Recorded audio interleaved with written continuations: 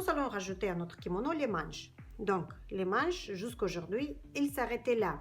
En plus, ça tombe bien qu'on peut rajouter les manches, les doubles manches. Je vais vous expliquer après pourquoi les doubles. Parce que le tissu, il ne permettait pas de découper vraiment des longues manches, parce qu'il faut beaucoup de largeur de tissu. Comme le kimono se ferme avec un portefeuille, là, vraiment, on a largeur de tissu à 1,10 m, qu'on ne peut pas découper les manches entièrement. Et en plus, c'est bien parce que les manches, il faut les doubler. Il faut faire une double couche de tissu, comme ici, parce qu'il va tomber beaucoup mieux. Ce sera un peu plus lourd. Ils vont peser un petit peu plus que l'autre tissu. Et vous allez voir, vous allez obtenir magnifique tombé. Pour faire le double manche en double épaisseur si vous voulez, je mesure la manche. Ici, il n'y en a pas d'importance où il y a couture d'assemblage sur l'épaule ou sur le côté. Donc, on va étirer et on va prendre la longueur comme ceci. 28 cm et derrière 28 cm. Ça nous fait 56 cm. Et je vais rajouter 20 cm. En double, ça fait 40.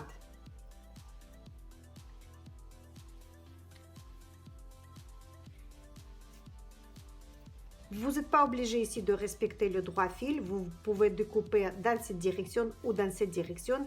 Ici, il n'y en a pas d'importance. Donc ça, c'est mes mesures. Après vos mesures, selon de la tour de la manche et la longueur souhaitée peut être différente de mien. Et je découpe les deux morceaux comme ceci, deux rectangles.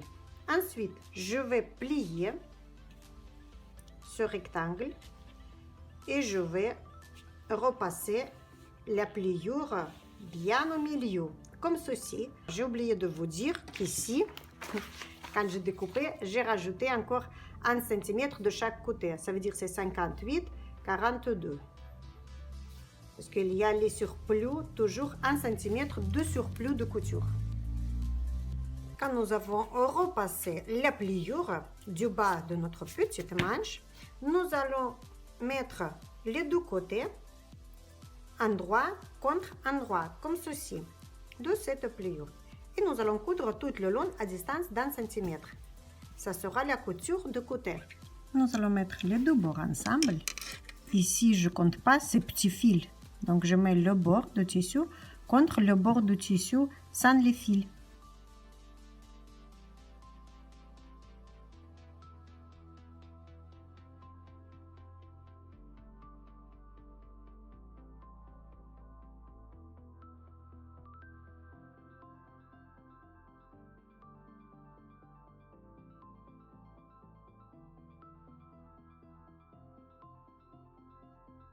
Et nous allons ouvrir la couture et nous allons aplatir avec le fer à repasser.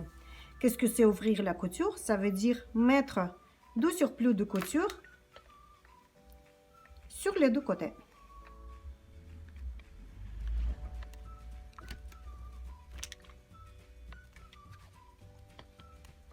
Et nous allons procéder à la même opération en utilisant la pâte mouille. Pourquoi la pâte mouille? Parce que si vous allez repasser comme ça, c'est un repassage domestique.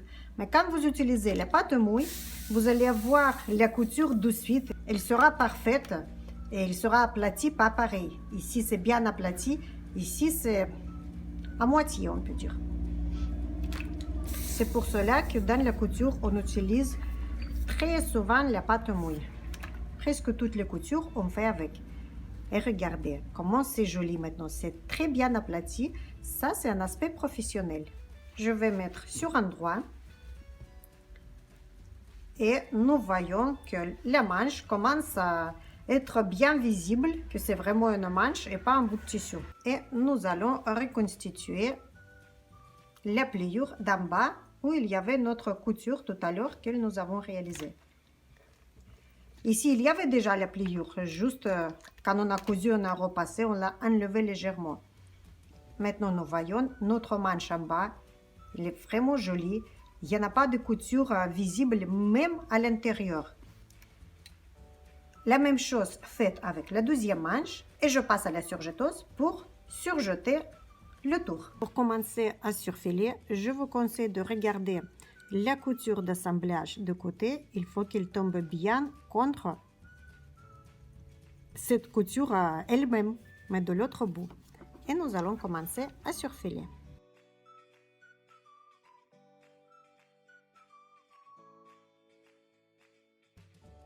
Quand vous surfilez et vous utilisez la surjeteuse, je vous conseille de bien vérifier toujours en bas s'il n'y en a pas d'autres couches de tissu, sinon vous appuyez avec le doigt comme ça pour le faire partir vers la gauche. Parce que sinon, si vous allez avoir une couche de tissu que vous n'allez pas voir, vous allez couper avec le couteau.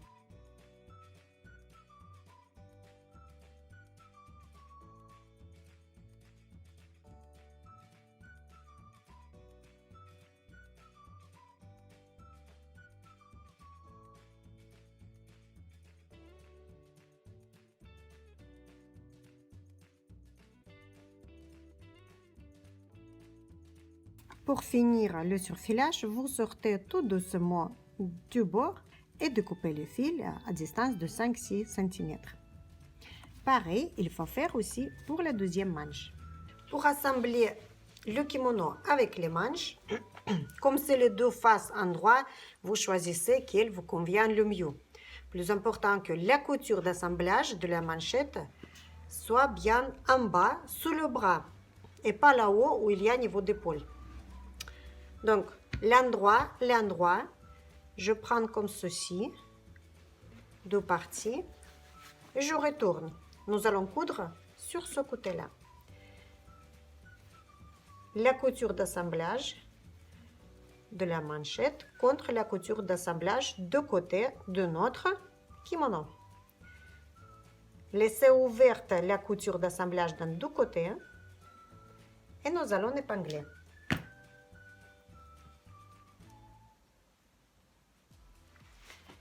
Là, et de suite à l'autre bout. On essaie d'étirer au maximum possible, on fixe avec les doigts et nous allons attacher ici. Pourquoi sur les 12 extrémités et pas petit à petit? Parce que vous pouvez avoir décalage de 3 mm de la manche avec l'ouvrage. Mais quand vous étirez, vous égalisez le tissu et comme ça, on épingle bien correctement.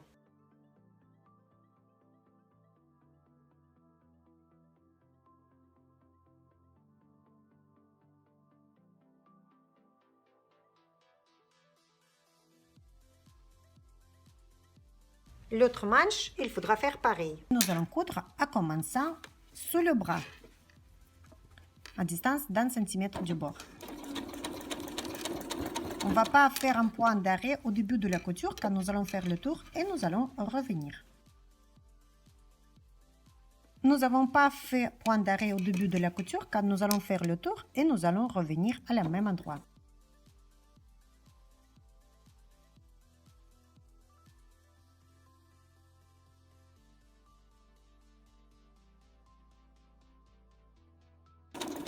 Et en revenant, nous allons faire marche arrière. Ça y est, la manchette est cousue. Il ne reste qu'à repasser. Pour la ceinture, j'ai découpé deux bandes en deux différentes couleurs de tissu principal et de la couleur verte. Vous pouvez faire, si vous voulez, une seule bande dans le tissu dans lequel vous avez cousu votre chef-d'œuvre. Donc, la largeur de la bande, j'ai pris 6 cm et demi et la longueur 2 mètres. Si vous voulez faire du même couleur, donc vous découpez la bande de largeur 15-16 cm, vous allez le plier et repasser la pliure d'abord avant de coudre. Comme la couleur verte domine ici, je prends le fil de couleur vert. Je ne vais pas coudre d'abord ces petits bords là sur les deux côtés, je vais coudre uniquement les bords longs parce qu'après nous allons retourner la ceinture et nous allons les fermer juste après. À distance de 5 à 10 mm du bord, nous allons coudre. Il ne faut pas étirer les tissus parce qu'il faut qu'ils tombent bien ensemble.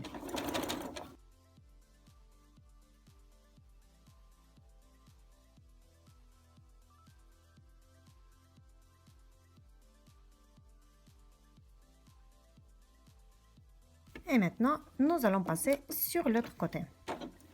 Depuis, ma bande est rétrécie un peu parce que la cliente il a voulu faire la ceinture un peu plus petite.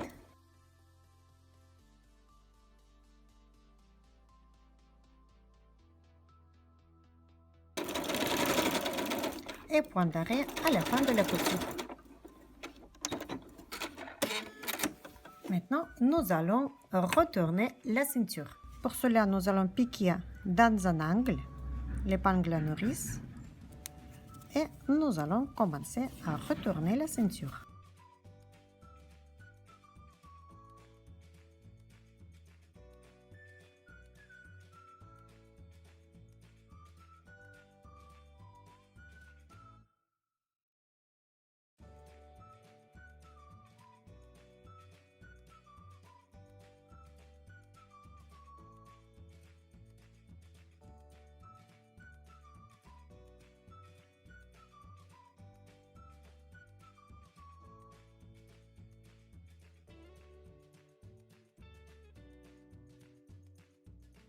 La ceinture retournée. Maintenant, nous pouvons fermer là et de l'autre côté pareil.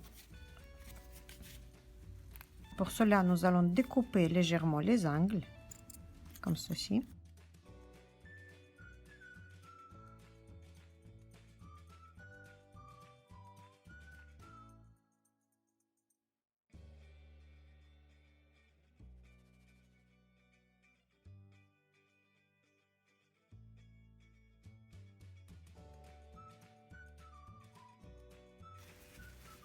Nous allons faire rentrer sur distance de 1 cm les bords et nous allons coudre comme ceci.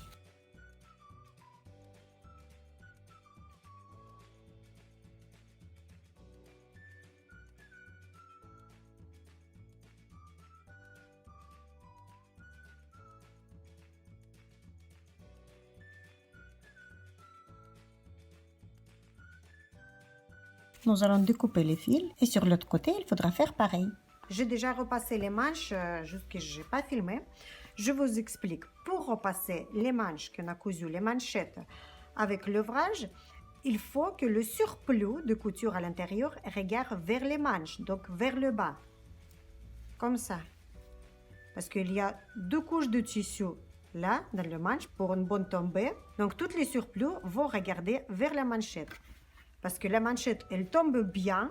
Ici, l'ouvrage, il a une seule couche de tissu et la manchette, il a 2 couches de tissu. Donc, une jolie tombée. Et en fait, tous les surplus de couture qui vont regarder aussi vers le bas, vers la manchette. Pour repasser la ceinture, il faudra jouer avec les doigts comme ceci pour faire ressortir les coutures de côté, vraiment sur les côtés.